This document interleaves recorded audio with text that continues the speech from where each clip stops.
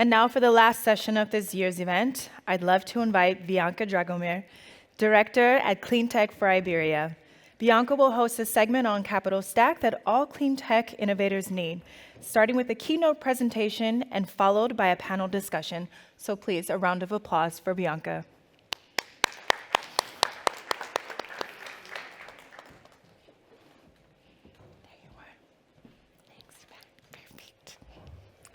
Thank you very much. Good afternoon. I'm really grateful to be able to ignite this timely conversation on investments and particularly on the clean tech capital stack in Europe and in the Iberian Peninsula. And I guess that what has been breeding here over the last 2 days is that investments are the beating heart now of the clean tech competitiveness in Europe and globally. My name is Bianca Dragomir. I am director at Cleantech for Iberia, which is a coalition of the leading clean tech investors, innovators, universities, incubators, banks, as well as philanthropies across the Iberian Peninsula.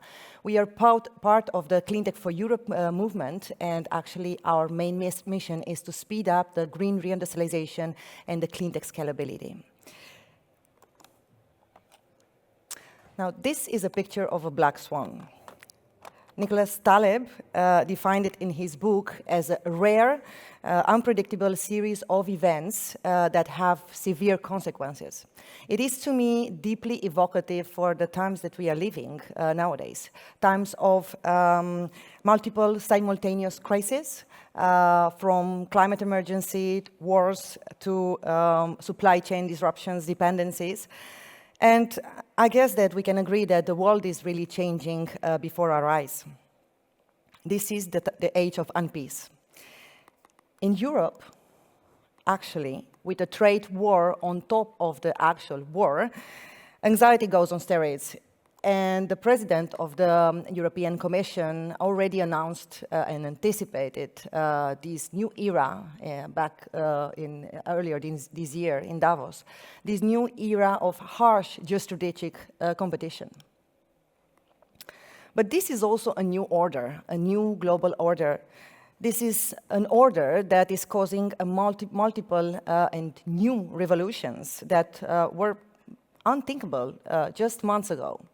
Take the preference for made in Europe equipment with the Clean Industrial Deal.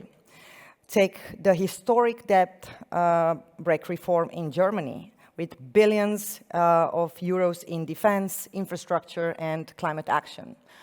And take US private capital and innovators looking to set up shop in Europe as we speak.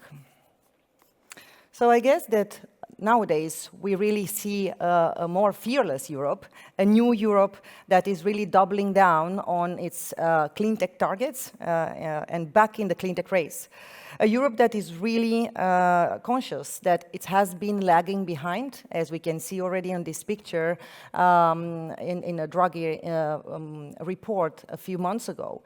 A Europe that is really conscious that it's been lagging behind in this clean tech race that was triggered by US and Inflation Reduction Act, and is currently being championed by China. A Europe that really wants to step up and for which the clean tech leadership is now a triple opportunity. It means competitiveness, it means security, and it means decarbonization, all at the same time. But more importantly, that this leadership really depends on our capacity to scale clean tech innovation into industry. And I guess that for this clean tech scalability, for the revolution in clean tech scalability, we need 4 elements. We need technology, we need capital, we need policy, the right policy, the fit for purpose policy, but also we need alliances. So capital is really crucial to scale clean tech, and we are seeing that Europe is investing 3 times less than US in clean tech startups. A few months ago, Cleantech for Europe published some graphs and some data, and the Commission itself mentioned that there's a gap of 92 billion between now and 2030, only for 6 of the Net Zero Industrial Act technologies in Europe. If we think about not only technologies like solar, wind, batteries, heat pumps, electrolyzer, or carbon capture and storage, but think about green steel, think about long duration energy storage, this gap can be of hundreds of billions. But also this moment is Europe's chance to not only bounce back in the cleantech race, it is our chance to bounce beyond in cleantech. And let's not forget that at the moment, there's 38 trillion of EU private capital and international investors available and likely to be mobilized and channeled towards cleantech. So there's a lot of potential there, and certainly we need to make the most of it. And with the Clean Industrial Deal, this is a new start for Europe, a new start to make Europe competitive again. And in terms of the 3 key elements that this Clean Industrial Deal brings is, first, it is bold in bringing a demand shock for made in Europe cleantech, creating lead markets, implementing non-price criteria and public procurement, and guarantees for PPAs for industries. But more importantly, and talking about investments, which is our topic today, major investment boost to scale up, 100 billion on the table, with really a clear stance on de-risking, on guarantees, and a new state aid rules.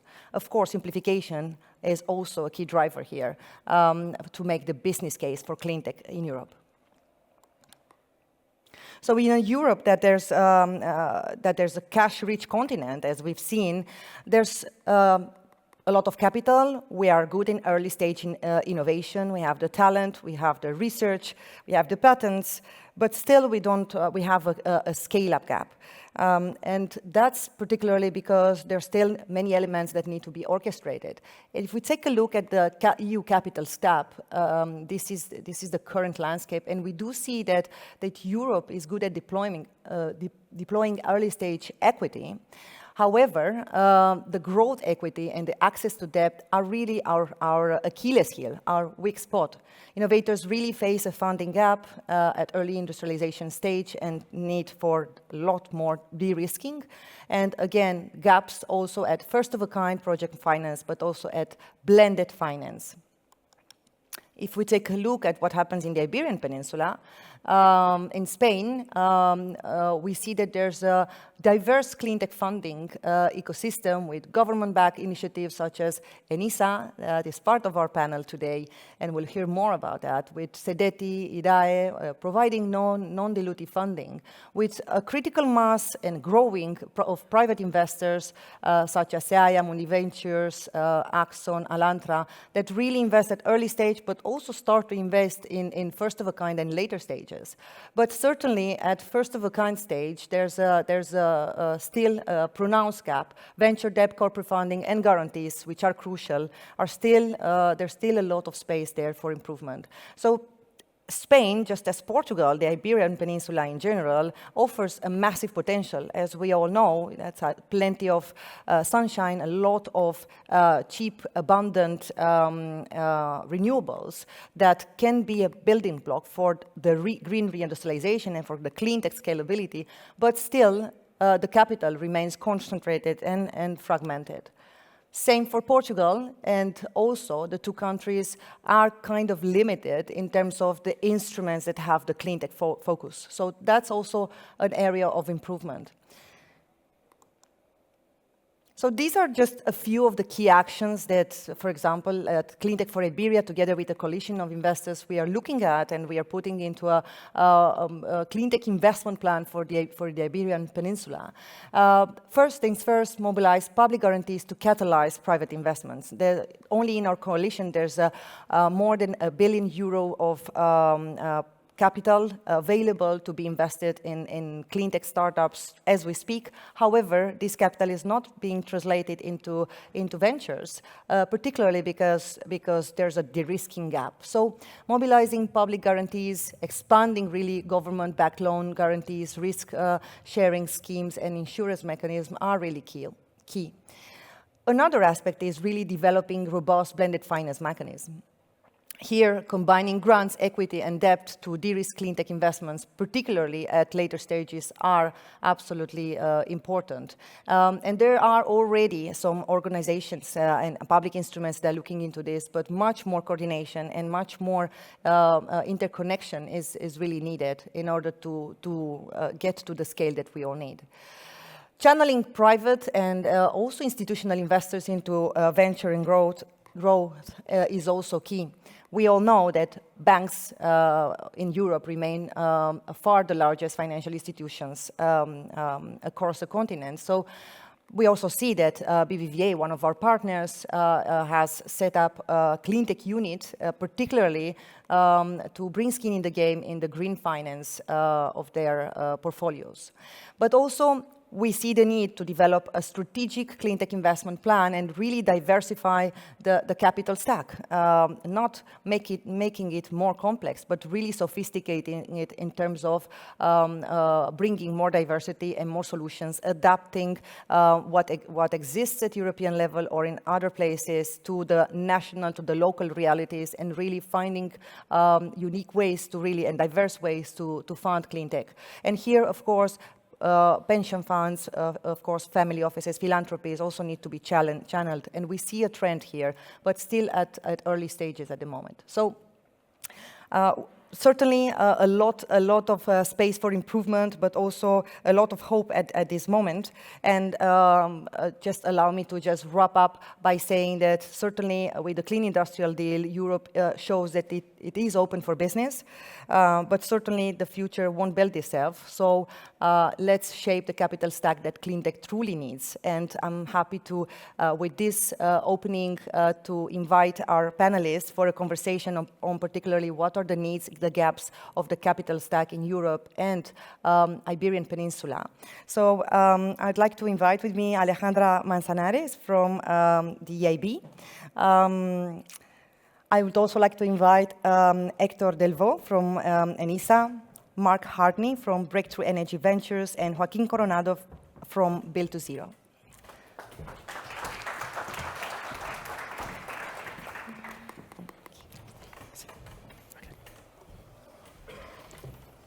Please, here.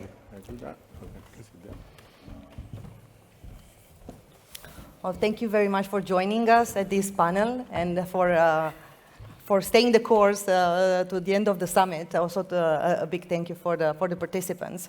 And I would like to really start now by understanding what is your institution's role in the clean tech financing chain. So we have 3 institutions here, 2 public institutions, another fund, also an innovator, a stellar innovator in clean tech. So I guess that we can have a diverse angle of the capital stack. Let's understand what's your institution role in this and where do you step in, TRL-wise and company stage-wise, and what kind of financial instruments do you deploy? And let me start with the European Investment Bank, with Alejandra. Thank you. Thank you for inviting the EIB to this panel. So the EIB group is composed by the bank, the EIB, and the fund, which is a subsidiary. At the EIB, we're very much focused at direct investments, so directly focusing in the projects with different kind of structures, so corporate lending, project finance, and one of our last products is venture debt. We've been delivering venture debt in life sciences and in deep tech for 10 years now, and we've accelerated this deployment for clean tech, especially the last 2 years. We focus in providing lending that for hardware of innovative companies that have at least a technology readiness level of 6. And we want these investments to take place in Europe, Norway, and Iceland. What's particular of our product is that we are a patient investor. We give very long tenors that give a precious time for these companies to build their factories, to go through commissioning and ramp up. And that period of time allows them then to start selling and possibly refinance us with project finance debt. A small word also on the IF. They also are a very important investor in funds. They've been supporting the new generation of green transition funds in the EU, and they also have a scheme of guarantees for SMEs that are also innovative. Thank you, Alejandra. I would like to now go to ENISA, from Europe to Spain, and ask Hector the same question. Where do you step in, TRL-wise? And ENISA is a public company attached to the Ministry of Industry, and we are focused just on Spanish companies, SMEs, and mainly startups. That's our main goal, to help startups to grow and to reach the market, and then to continue with other instruments like capital, like other debt, like European debt, and that's how we work. We finance every kind of business, not just clean tech. In fact, during the last 2 years, we financed 140 companies with 20 million euros in this sector. And it's not much because we invest around 100 million per year for maybe 500 companies. So we would like to expand our presence in this sector. And that's why we are here, to try to convince you. thank you, Hector. I'd like to go now to Mark Hartney from Breakthrough Energy Ventures. Where do you step in to support the scalability of clean tech companies? Sure. Thanks for having me. Thank you for being here. It's great to be able to talk a little bit about what we do. We are a venture investor, so we take equity stakes in companies. Breakthrough is a climate investment-focused organization, and we actually look for things that we think can have a very large impact on climate. If you think that the 50 gigatons of CO2 equivalent is sort of the annual emissions we're at, we look for things that can be roughly a 1% solution at the time they are fully scaled and deployed. So we look at technologies that we think can get to half a gigaton per year. We got started basically as the output of the COP meetings in Paris about 7 years ago, where there was a recognition that we had sort of a clean tech 1.0 wave and a clean tech 2.0 wave, and people had really retreated from investing in climate technologies, and that was not going to help us solve a climate problem. So a group of people got together and formed Mission Innovation to try and get governments to invest more, and at the same time, led by Bill Gates, there were a number of people who brought together commitments to fund private investment into that, and that was the creation of Breakthrough Energy Ventures. So we're stage agnostic. We've done everything from company creation to Series C or D investments at the first stage. What we really look for is something that hits that climate impact threshold that we're working towards. And we set this up, the first few funds, as 20-year funds, because we also knew that it had to be, none of these things happened overnight in climate. You're replacing incumbent technologies. You've got to build a new idea, mature it, bring it to market, and then outcompete the incumbent solutions who are going to fight you every step of the way. So we've taken a very long time horizon to let those opportunities mature. Fantastic, thank you, Mark. And let's get into the meat of the discussion, and I would like to kind of kickstart this with from the innovators' point of view, and making the most of the fact that Joaquin Coronado is with us as chairman of Build to Zero. Also, you're an investor, but in this case, I would like to kind of get your view from an investor point of view, and what do you think clean tech innovators struggle most with at the scale-up stage, and in order to get scale-up capital? What do you think are the most urgent gaps in the current capital landscape? Let's start it there. Yeah. So thank you for inviting me here. I'm a combination of an investor and I would say probably more than an innovator, because my business model is that I find I look for talented people and I help them to become entrepreneurs. So people that were not even thinking about building their own business, and I do that with 3 companies or 3 teams at a time. So helping them how to build a business, how they what's the pain points, no? First is, you were talking about scale up, and the phases is, okay, you do the basic innovation, then you have the first of a kind. And that's the real big difficulty, how you finance a first of a kind project. So first of all, it's quite kind of obvious that you need a client. And you need a client that is willing to put some skin in the game. And without that, there's no first of a kind, right? And they may put the skin in the game because of very different reasons, you know? Because they believe in the technology, because as in Build to Zero, our first of a kind was because this is in a chlorine derivatives company, a family company, and they believe that by being the first in the world to be completely decarbonized, the value of their business was going to be multiplied by a significant factor, and the investment was not really moving the needle of the business. This is a very good business, and the investment that they need to do. So first you need a client that is willing to put some skin in the game. We typically forget that, no? Because some teams, they are just looking for money from probably my three colleagues before identifying a client that is willing to pay for the project and use the first of a kind. Second, you need equity, and there's no other financial instrument probably that can substitute equity for first of a kind. I see some teams trying to find project finance, and because I work in the advisory board of an infrastructure fund for 11 years now, I know project finance doesn't work. So, but they try, but it's equity willing to put the money because they see the value in the technology, they see the unit economics, something that has been talked before. You need to show that in first of a kind, you're not going to make a lot of money, but you need to show that the unit economics are going to work.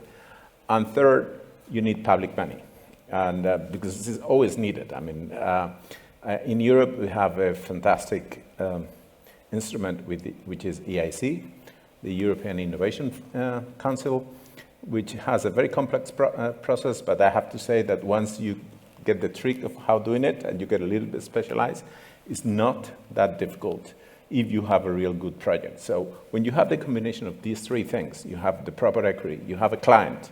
First you have a client, then you have the equity. You have some, and then you have some public money coming into it, you can finance the first of a kind. Now, you know, I may leave for the next, okay, once you have done that, how you scale up, because then it's a completely different game. No? Absolutely. And if we look at the capital stack and what we need, which you painted perfectly, what instruments, or are we missing any instruments at the moment? I think we are missing for work, what we are talking here, which is funding the hard stuff, no, and the hardware, no. I believe that what we are missing is something that Arantxa mentioned, and EIB is starting, which is the warranties. The most expensive equity that you need to put in when you're scaling up Cleantech is guarantees, because at the end of the day, if you go to a bank, you need to put a collateral of 100% of an equity. It's not really working on the company. That if you're a corporate, that is for free, but if you're a startup, you need to have a 100% collateral, which is the risk is not really equity risk. It's significantly lower. Typically, what I do is I take that risk on a debt basis, no, just to ignite that it works. But when you need to really scale up, I'm now investor in a German company called Turn2X. We need at least 10 to 50 million euros in warranties if we want to not scale up in huge, but to start, let's say, igniting the machine, no? And that's very difficult, no? Because and raising equity to put it in a bank as a collateral for a warranty is the most inefficient thing. that you can do from the financial point of view. No? Thank you, Joaquin. Handing over to Alejandra, and maybe after to Hector. What do you see as the most urgent gaps at the moment, and do you agree to Joaquin? First, Alejandra, and then we go to Spain.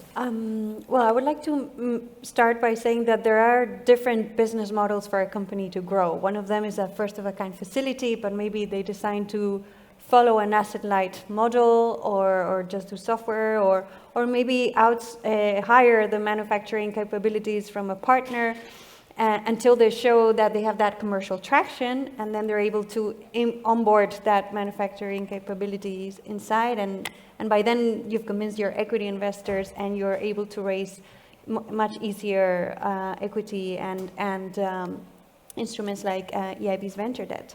But it's true, so true what you say, Joaquin, that once these companies are about to sell, they realize that they have to invest for all those payables until they're able to produce those first units, and to make sure that they bridge that period of time until they have the receivables flowing back in. And sometimes they cannot accept those orders. Say an electrolyzer manufacturing company that each unit is extremely expensive, they have to wait until they accept the next order to be able to sell more. And that's why in the venture debt team, we're cooperating with our colleagues at the EIB that work with commercial banks to be able to provide a counter guarantee to those commercial banks so that they are able to support in the working capital front. We're taking a bit of time, but we will do it okay, like we always do. And we hope to start operating this by the end of the year. Hector. I fully agree, because we see that every time, each time a company grows and their financial need grows and they are not in break-even, they have that problem. They have to raise money to pay for hard equipment, to make a building maybe, and it's really the focus of the company in that stage. And from ENISA point of view, we can't help because they are too big for us. And that's where the gap starts, and it's not an easy one to solve. And we can see capital is the only way to solve that in this moment. But maybe in few months, we can solve that also thanks to the union. Thank you. We've taken the pulse of the capital stack, or the financial instruments in Europe. I would like to now go to Mark and ask you, you're obviously connected to the US, but you're based in Europe, so you're very anchored now in the cleantech ecosystem. Mark, how do you see this tectonic shift that is happening globally in cleantech specifically, in investment, and do you see that this is Europe's chance at the moment to really leverage on this in terms of cleantech scalability and attraction of investment? I think the dynamics are such today. Well, number one is we've heard other people say we really can't predict what tomorrow brings. Right now, it's just a little too chaotic to try and respond to. But I think from a cleantech perspective, from an entrepreneurial perspective, what I've always told people is don't ignore the chaos. Focus on what you're trying to do. Focus on what you're trying to do economically, focus on what you're trying to do to build your company, to build your value, to build the inflection point. I mean, we invest at a much earlier stage, and we have a particularly tech-heavy staff that is good at evaluating risk. Lots of us came from other organizations where we assessed projects, managed projects that were very early stage, so we're comfortable with investing early. And for us, it's none of these companies are making money at the time we invest. Very, very few of them are even today. But when we get to that point, then we start to look to participate in some of the vehicles these people talk about. It's the same story whether you're in Europe or US. You've got to kind of grow, validate, improve your technology, raise money along the way to get you to your next set of milestones and next value inflection, and then get your customers once you've validated your technology. And so there's a bunch of gaps along that stage that I think are identical in different places. I think in the US, I'd always felt, so I've been here about 6 years now, right? And I always tell people that the US business plans go like this, and the European business plans go like this, and the reality is somewhere in between. But there's hubris and ambition in some cases, and conservatism and reluctance to overcommit, I think, in some other cases. And partly that comes from the entrepreneurs, partly that comes from the investors, right? And we need to collapse that funnel to align and be closer to what the reality is going to be for everybody, to understand how that's going to work. Right, Yeah. and at the time of the Clean Industrial Deal, now we are at the time of reorganizing, igniting our industrial strategy with Cleantech. How can we make this happen, actually? What are the 2-3 things that you think, we should do this in Europe, and why this doesn't happen faster? Well, we had a panel earlier today that talked about EIB and Catalyst and Rondo, right? And so that's a separate vehicle from the ventures. That's a project finance and a first of a kind. But it's the step that the companies need as they get to that maturity and get to the customer stage. And they have a pilot that they've run for 2 years that's subscale. They're about to turn on their first commercial operation, both of these in California. But they see market opportunities plenty in Europe. What really drives their business is what's the gas price, what's the carbon price, and what's the availability of even intermittent renewable electricity. And in Europe, there's a very good kind of macro trend that aligns with that, and it's going to continue to grow. In the US, maybe not quite as clear and not quite as solid a case today. So this is a great place for them to come to do business, and things like the Catalyst EIB grants are great. We'd love to see that scale. We'd love to see that come more. I think if you think about it in the context of some of the things we've heard today about trying to be energy independent and a little more capable of not being dependent on external parties for your energy, maybe the risk is not moving fast enough on this, right? Maybe we should be willing to take on more risk on the financial side, because the global economic risks are actually, and the climate risks are actually scarier than the financial risk. And I think getting that message through can drive people to maybe open up a little bit further, understand what's going on, what the risks are, but take more of those and accelerate this transition. Point taken, and this links you and links the conversation back to the EIB. I'd like to ask Alejandra, how can we have more catalysts, and how we can expand the model? Why not at national level? How do you see this going forward? How can we have more first of a kind in clean tech across Europe? Yeah, well, I mean, a lot of very valuable projects are still at pre-FID stage, and that's because they still have not been able to secure the permits, and also because maybe they have not able to secure the offtake agreement or similar commercial agreements that enable to close the financial structure and sign. I think the European Commission has taken note of this, and with the Clean Industrial Deal, with the Critical Raw Materials Act, they understand that they have to make sure that strategic projects have an easier pathway, that they get the tax credits, that they're able to get these permits faster, that they don't waste that precious equity along the way. I think people have to also be brave and say, we can do it. We have seen an example of Rondo, we also have ENISA, which is a European, is not an American commercial savvy person, is a European that also wants to take that risk and is ready for that. And I really invite those innovators to really be brave and courageous, because you can really do it. It's not so far away. And the partnership with Catalyst is just an example. I think also the member states are willing to support along the way. And we will see, I think we'll see more first-of-a-kind facilities. Absolutely, and it is possible. So with these examples, we see that it is possible. We need to expand more, so we need to build on that and create a ripple effect across Europe so that we can lead. And that links me now to Hector, because of course, national public instruments are absolutely crucial at this stage in order to really make this happen. I want to ask you if you agree first to maybe to Mark's observations of what we need in Europe, and is the public administration a key driver for the impact in the clean tech sector, with examples, for example, like ENISA? Yes. I think the drivers are the companies, and we are just tools, just tools. I hope they are useful tools, because that's our goal, but we are not the drivers. And I think the main point here is to achieve some level, because we have a problem because we need to finance projects that has no finance statements with EBITDAs, with positive EBITDAs, and our politicians many times don't understand that.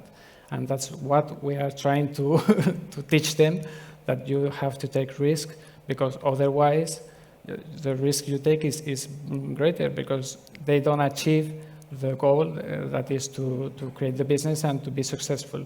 So that's our main objective as ENISA, and also regulations. You talk about that later, before.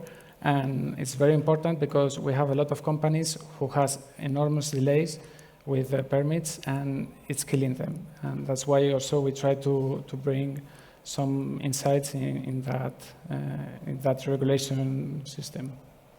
And of course, we know that ENISA provides support to innovators at early stage, provides equity, provides loans. How do we support, how do we help innovators in the journey beyond seed? I think it's very important to make them public, to make people know them, because that's when they can start raising money, large amount of money, because otherwise nobody knows them and they don't talk about them, and investors are not interested in that kind of companies. But in the moment they start bringing light to them is when they rise and they can help with funding. Thank you. Going back to innovators' point of view, Joaquin, what do you think that would be the three main asks, your main asks, or in the name of innovators, to public instruments to help scale fast? No pressure to speak on behalf of all the cleantech innovators. Yeah.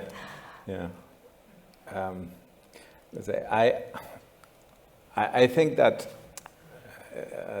let's say that the public sector is here to help. They cannot lead, and they are something subordinated to. They should be completely subordinated to the private sector, either on the entrepreneurs and investors, right? So I don't typically ask a lot.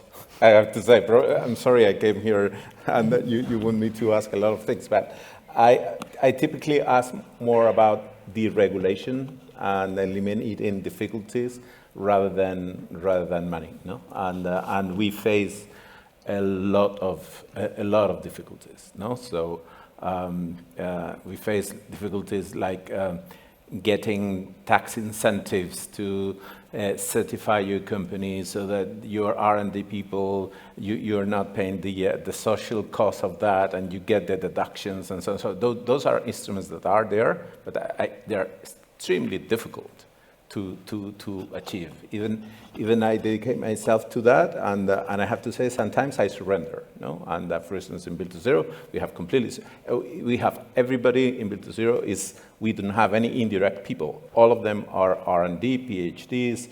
Everything is subcontracted. So the whole company is dedicated to R&D to develop the product, because we have a strategy of sell-through. So we have no salespeople. It's just R&D, product development, and manufacturing. We have not been able in 2 years to achieve all these certificates we need to get the deductions in social cost for our team.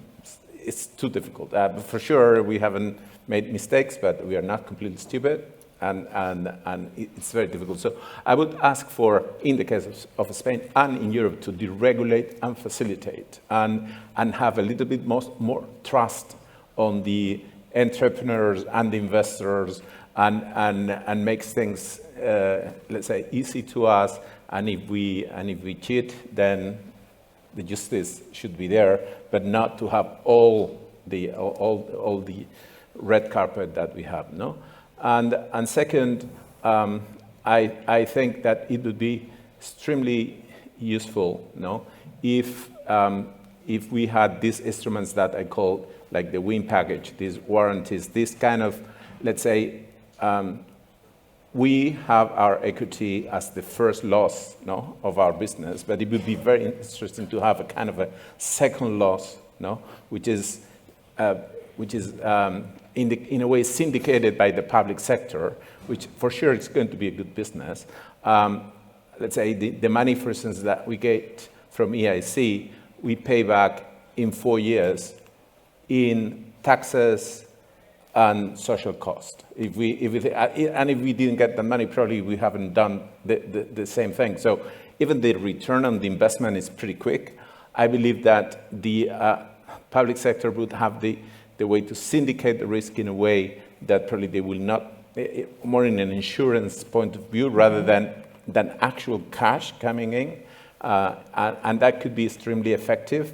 And the cash, they should put it, from my point of view, through the VCs and not do it directly. Would you agree, Alejandra and Hector, and how are the instruments, your instruments, evolving in this changing paradigm with the Clean Industrial Deal, for example? I know EIB is taking quite a leadership there, has quite a role to play there. Well, you still need cash, and the funding will still be flowing. I don't know if in the shape of a grant or if that, or a tax credit or whatever. But EIB is going to continue developing guarantee products. The working capital facility is one. The second one that we're already working on it, is the purchase power agreement guarantee. This one, again, will be deployed through commercial banks. They are our eyes everywhere. They have the capillarity we don't have. And there we would go together pari passu, so that means the companies need to be able to raise that line, those credit lines and facilities from commercial banks. So if they want to have skin in the game, that means that the company is worth it, and there is a chance that they can achieve that and reduce their levelized cost of electricity, which is much higher in Europe and jeopardizes the chances of these companies to compete. So that's the immediate thing we will be doing in the EIB. Next year we will work on an agreed manufacturing package, a combination of loans and guarantees to reinforce the great manufacturing supply chain, like we did similarly with the wind package this year and last year. So we're working hard to really adapt to all the challenges that the European supply chains have, and that's our mission, to bring solutions. Thank you, Alejandra. Is ENISA evolving in this changing context, and if it does, how? It's not evolving as fast as we want, but every year we listen to our customers. We are open to suggestions, and the things they told us is they want us to be more flexible and faster, and that's what we are bringing to the table in a few months with PYME. It's a new instrument we are running for the companies. And we will try also to increase the amount of money we can lend to companies, because that's where we think is the most important key element for those companies, according to them, because they are the companies who tell us what we have to do, because our goal is to help them. So if we don't listen to them, it's not necessary in ENISA, and that's why we're running in that direction. Thank you. And coming to Mark, there's one topic that is not so much talked about, which is the role of family office, the role of philanthropy in clean tech development and deployment. And of course, they can have a huge role, maybe at early stage. I mean, we have a lot of instruments to support early stage across Europe. We've seen in the slides, but still there's much more needed if we talk about the scale that we need to get. How do you see that? I know in the US, this has traditionally been much more developed. Breakthrough Energy also is a clear example on that. But how do you see this? We do see at Cleantech for Iberia, there's more appetite coming in, although shyly still. How do you see this evolution? Why it works? Well, I know because of the culture mainly, but what's your take on this? I think that's actually an interesting example of assets that can be deployed and sometimes But the example I was thinking when you asked the question is, in the U.S. during the first Trump administration, a lot of things were cut back, and a lot of foundations stepped in to particularly help in maintaining organizations and funding really early stage research that was getting cut back in some places, and so there's a very philanthropic twist to that. I've heard, but not sort of gotten to the bottom of the notion of some project finance being done through development grants and aggregation of donor-advised funds, and there's mechanisms that people are being creative about trying to come in and fill not just the early stage gaps, but some of the scale up and the first of a kind gaps even. Much like the way Catalyst was structured, there may be other kinds of vehicles that can come from the philanthropic side to do that. Catalyst has raised a lot of philanthropic funding to help support their activity. So I think a lot of it is understanding where the gaps are to explain to the people what the opportunity is to help cross those gaps. And we don't solve climate unless we cross those gaps, right? So that's really kind of the message that I think is effective with a lot of these organizations. Yeah. Thanks, and I think that the clean industrial deal in Europe is also a clear demand signal, Yeah. and also it's a clear message that clean tech, or the home of clean tech can be Europe. Yeah. So we hope to see this wave being created in the next months here, also in Europe. In the end, we need to create this culture as well, yeah. and the market is calling us to do so. And because I mentioned clean industrial deal, maybe just to heading towards wrapping up of this conversation before maybe opening up to some questions from the audience. I would like to ask all of you, at this time of clean industrial deal, we know it's published, now we are stepping into implementation, which is going to be the key phase. What do you think is the most urgent thing or the priority aspect that we should look into at this stage with clean industrial deal? Joaquin. I think the most important thing is that Europe needs to, through the clean industrial deal and the clean and affordable clean energy plan, we need to lower our cost of energy, no? Because that's the main goal. We cannot compete. We cannot compete with the U.S. with 3 times the cost of energy and with China with twice the cost of energy. And when in Spain we say no, but we are the most competitive in Europe, well, it's not really relevant. To be the last one in the cemetery, well, it's not really a good. We need to solve in Europe the cost of energy. We have way too much taxes. We have way too much levies that we talk about taxes, but we don't talk a lot about levies. Every single municipality, regional government, all around Europe is imposing taxes because this has been a cash cow for many years.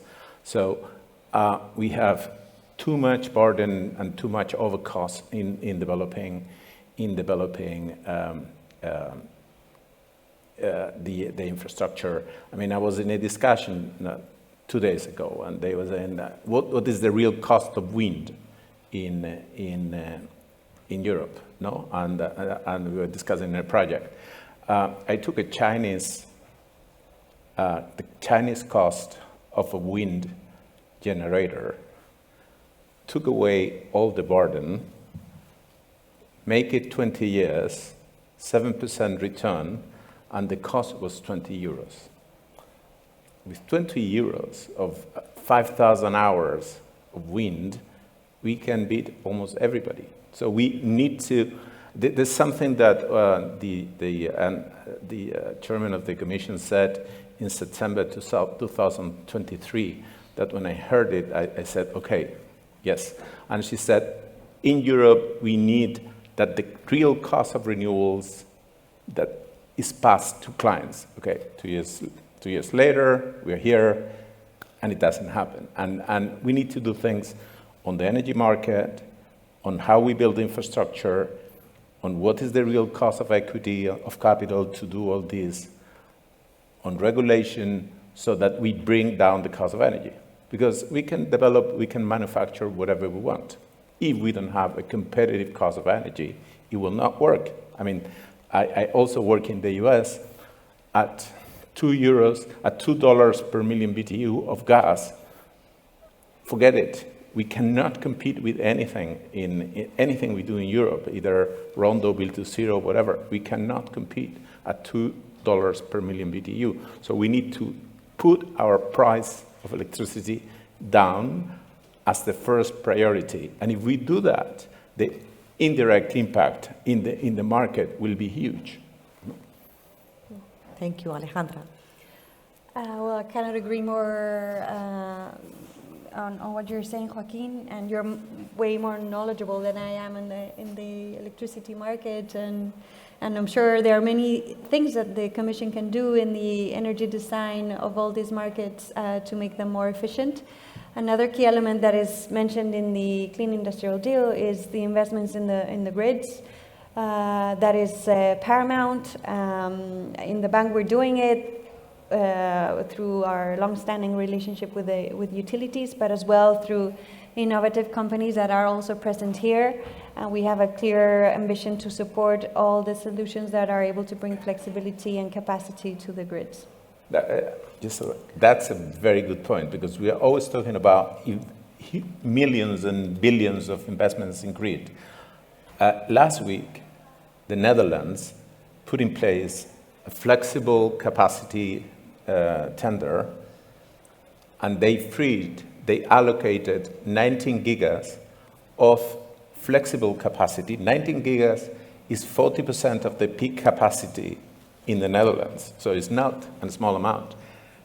40% of the capacity in the Netherlands was allocated in flexible capacity that you can use 85% of the times. Nothing that Rondo or the companies I work with operate more than 85. If we operated 85% of the hours of the year, this would be a complete party and forget about the rest. No? So without a single euro of additional capex, just by a convention, by changing the convention of what is firm capacity and flexible capacity, the Commission should be doing a regulation which is low in every country in Europe and impose it from Monday, because there is a huge queue of people trying to be connected to the network that do not need firm capacity and that could benefit from that from Monday, just by writing a paper and telling the utilities to do it. Hector. I fully agree with them, but I think something else is important, and we talked about before, is regulation.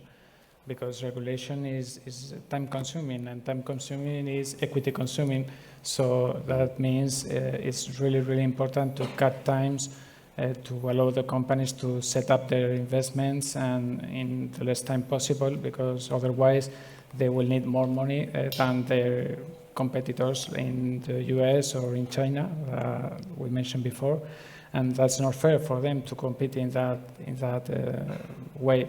So it's really, I think the key point is regulation. Mark. I would double down on both regulation permitting and grid tariff reform, and I can, a couple of examples. So I mean, on the flexibility, there are going to be new classes of assets on the grid, like storage batteries, like someday DAC plants, like hydrogen electrolyzers, that can be dispatchable and can be load balancing. Thermal storage batteries are probably the best case because they're designed to only take in energy 6 hours a day. So they've got infinite flexibility. Yet in some cases, they're being asked to pay outsized demand charges when what they're actually doing is helping the grid, and they should get paid for that, right? So we're starting to see some of those examples, like in the Netherlands. I think we're going to see those in some other countries. But these are barriers that were put up for a different grid than what we have today that need to be re-envisioned on what the grid is going to be. And the sooner we can do that, that's a huge accelerant for this. And then permitting. I can't tell you how many projects I've had with the companies that I've worked with that have gotten canceled because somebody wouldn't issue a permit, that have been delayed because there's permits, and it's just it is new technology. People don't really understand it. Sometimes they're not comfortable with it, but this has added up to years in some cases, and years at a growing company is a pretty big burn, right? And so it is a waste of equity to sort of be idle. I mean, one company, we work with a couple of carbon removal companies. We just got a Class 6 well permit in Louisiana to be able to get to FID on a project, right? So that was a year wait. And these kind of things, give opportunity for the company to continue to innovate, and they'll come out of that with a better plan. But it's kept them from getting out of the gate and getting started on a big commercial plant, and the offtakes are waiting. So it's really key to thread those needles carefully. Thank you. Yeah. Well, full alignment in our wonderful panel this afternoon. Are there any other opinions or maybe question to our panelists? Now it's your moment. We have 1 minute left. So I guess there's full alignment also with our participants, especially at this time of the day. I guess it's always more likely to agree than to disagree, because the energy is there. So thank you very much for joining this conversation and for your wonderful and timely insights. Thank you very much to the participants for your presence here until the last, almost the last moment. I guess that you are the heroes of the Energy Tech Summit these days at our last panel. Thank you very much. And let's make it happen. Let's ride this wave of the clean tech capital stack and of the scalability in Europe. And let's make it happen. Thank you. Thank you. Thank you.